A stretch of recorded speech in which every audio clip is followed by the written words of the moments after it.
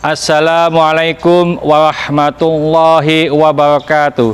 Salam jumpa dengan wong santun. Kali ini saya ada di bagian mobil ambulan Nur Sedekah Muhammad, yaitu yayasan yang sementara ini di Masjid An-Nur Taman Suko Asri. Mobil ini diperuntukkan hanya untuk mengangkut jenazah. Lalu mobil ini diperuntukkan juga untuk warga sekitar, juga masjid-masjid sekitar yang belum memiliki mobil ambulan. Nah, karena mobil ambulan ini hanya untuk mengangkut orang yang meninggal, maka tidak bisa dipastikan kapan mobil ini dipakai. Jadi seluruh makhluk itu tidak mungkin tahu kapan ia meninggal. Bahkan malaikat maut sendiri pun tidak mengetahui bahwa kapan dia akan mencabut nyawa seseorang atau makhluk. Karena di dalam Al-Quran disebutkan, a'udzubillahi minasyaitonirrajim, bismillahirrahmanirrahim, qul la ya'lamu man fis samawati wal ardil ghaiba illallah wa ma yash'uruna ayyana yub'atsun. Katakanlah, wahai Muhammad, tidak ada seorang pun di langit dan di bumi yang mengetahui perkara yang gaib kecuali Allah, dan mereka tidak mengetahui bila mereka akan dibangkitkan. Lalu ada hadis lagi riwayat Bukhari. Hadis ini datangnya dari Sayyidatina Aisyah. Beliau berkata, barang siapa menceritakan kepadamu bahwa Muhammad Shallallahu Alaihi Wasallam melihat Tuhannya, berarti ia telah dusta. Karena Allah berfirman, dia tidak dapat dicapai oleh penglihatan mata. Ini yang tertera di dalam Al-Quran. Dan barang siapa yang menceritakan kepadamu bahwa ia tahu yang gaib, berarti ia telah dusta. Sebab Muhammad Shallallahu Alaihi Wasallam telah bersabda, tidak ada yang tahu yang gaib melainkan Allah. Jadi siapa saja tidak tahu kematiannya kapan, jangankan manusia, malaikat pun dia tidak tahu kapan ia meninggal.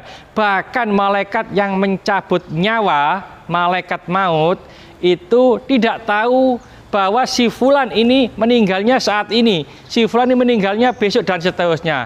Oleh karena itu, saat ini saya ingin mencoba bagaimana cara malaikat maut itu mengetahui ajal si fulan. Di dalam kitab Daqaiqul Akhbar dijelaskan panjang lebar.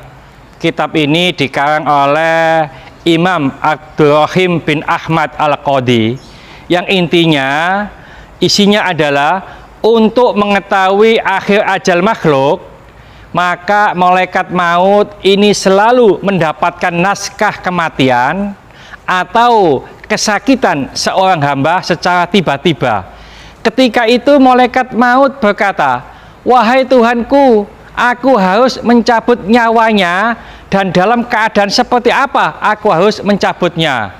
Lalu Allah berfirman, hai malaikat maut, masalah ini adalah masalah gaibku. Tidak ada yang mengetahuinya kecuali aku. Ini kata Allah. Tetapi aku akan memberitahukan kepadamu waktu datangnya nanti.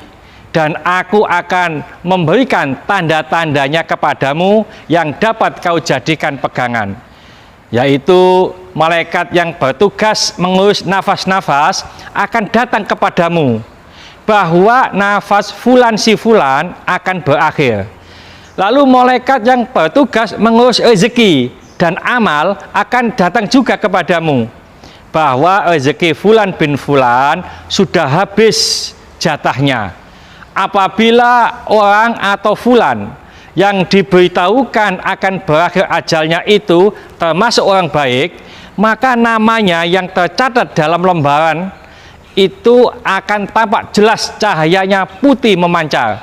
Dan apabila orang tersebut termasuk orang yang jelek, maka namanya yang nampak adalah hitam kelam. Lalu dalam kitab itu juga diceritakan malaikat itu tidak mengetahui secara pasti, maksudnya malaikat maut ini, kecuali ada sebuah daun pohon di bawah arsy yang jatuh padanya. Dalam daun tersebut terdapat tulisan nama orang yang telah tiba ajalnya. Saat itulah malaikat maut mencabut nyawa orang tersebut.